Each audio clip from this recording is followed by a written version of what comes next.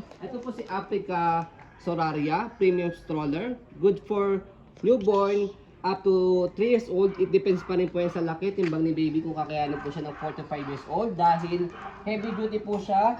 Ang details po niya is full canopy. Adjustable po yung handle. Reversible po yung handle. High seated.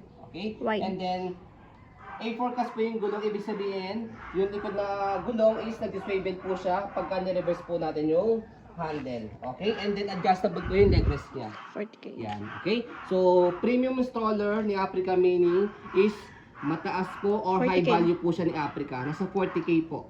Yan, pataas. Ayan. So, ito po yung canopy niya. Already wash, ready to use. Ayan. Pero kung di po kayo satisfied sa wash po namin, pwede nyo po siyang i-rewash. Ayan. Canopy, wala po siyang faded, walang discoloration. Ayan po yung loob ng peekaboo. Ito po yung sa kabilang side. So, lockable sa gilid. Tanggalin nyo na po yung lock niyan. So, kapag kayo fold, pwedeng half. Ayan. So, pwedeng full. So, ganyan po siya kapag nakaupo. Ayan. And then, 5 harness, safe na safe si baby. Wala po siyang putol. Ayan. So, sa sitting pad niya, ayan. So, baliktaran po itong pad po niya. Ayan. Kaya hindi nyo na po kailangan ng extra cushion pad kasi meron na po siya. Ayan. So, meron din po siya sa body. Pag toddler na si baby, pwede nyo nang tanggalin niya para mas lalong lumuwag po siya kapag nakaupo or nakahiga. So, leg rest, ayan. Okay, naka-adjust po siya. So, baba nyo lang po yan pagka nakaupo si baby. Ayan. Pagka nakahiga, adjust nyo lang po siya. And then, higa lang natin. So, ganyan po siya kapag nakahiga. As you can see, mahaba siya, saka malapad. Kaya possible na kayo ng 4 to 5. Front handle, ayan. Press nyo lang po itong color white sa side, sa left side. Press, tapos angat nyo lang po siya. Ayan. Pag ilalagay si baby, pagka isasalpak po ulit ito, wala na kayong pipindutin, shoot nyo lang po siya mabuti. Okay? So, regarding po sa footrest niya, ito po yung pinaka footrest niya. Ayan. So, by the way, nag-ano lang siya rito, tawag ito, nagtatanggal-tanggal lang siya dito, hindi namin sure kung bakit. Ayan. Pero can affect the performance po yan. Pwede nyo gawin dyan, lagay nyo ng ano, yung masking tape na white. Pwede nyo balutan nyo po. Yes, or else pwede nyo pong gawin is dahil meron na siyang stroller, tawag ito, front handle pad, pwede nyo po siyang coveran po ulit. Yan, ng pad po dito. Coveran lang siya. Tape yan. lang, pwede na yun. Pwede rin tape, yan. Okay? Pero can affect the performance po siya. Hindi po siya sira. Okay? Hindi po siya putol o hindi wala po siyang hati. Okay? Yung foam lang yan. ng brand. Sinabihan lang po namin kayo para alam po ninyo. Okay? Para hindi po kayo mabigla o masyak. Ayan. So, footrest, ayan. Tapakan ng paa. So, sa gulong, as you can see, easy to maneuver. Yan. Nag-swivel or nag-rotate. Hindi po siya pod-pod. Yan. Kung gusto niyo pong one way lang, baba nyo lang po ito. Ang purpose niya is para pag i-heli si baby, hindi siya nag-swivel or nag-rotate. Yan.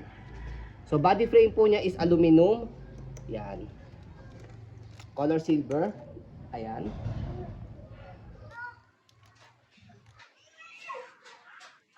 Ayan. Okay, Africa Soraria. Ayan. So, sa likod, ayan. Unahin natin sa gulong. Okay na okay siya. Baba lang natin. Stop.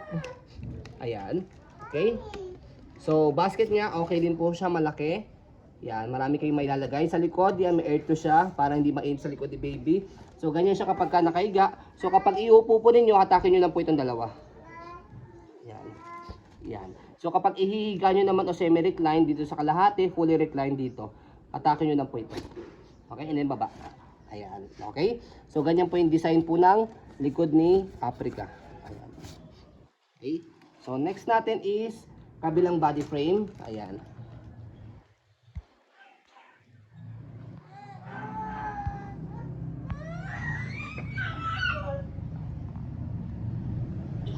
Ayan. So, regarding naman po sa handle niya, yan po yung handle po niya. Wala po siyang issue. Okay? So, button, left and right. Pag i-adjust po, depende po sa height po na nagtutulak. Ayan. Okay. So, kapag i-reverse po natin, etong dalawa, shoot nyo lang po dito. As you can see muna, yung handle, yung gulong sa harapan nag-swivel, dito po nakalak. Pero pag i-reverse po natin itong handle, ito naman po yung mag-swivel po sa kanya. Ayan. Okay. So, ayan. Okay, as you can see, yung harapang gulong nag-lock na. Yung likod na gulong is nag-swivel na. Ang purpose po niya is para easy to maneuver. Okay? So ayan po yung design po niya kapag naka-reverse po yung handle niya. Yan, and then naka-adjust po yung handle. Okay? Okay. So fold naman po natin. Pag binold natin, make sure po na yan, una naka-fold yung canopy. Okay? Nakaupo po siya. And then, yung gulong sa likod is nakalock na siya. Ayan. Ayan. Okay? So, one hand open, one hand fold po ito si Africa.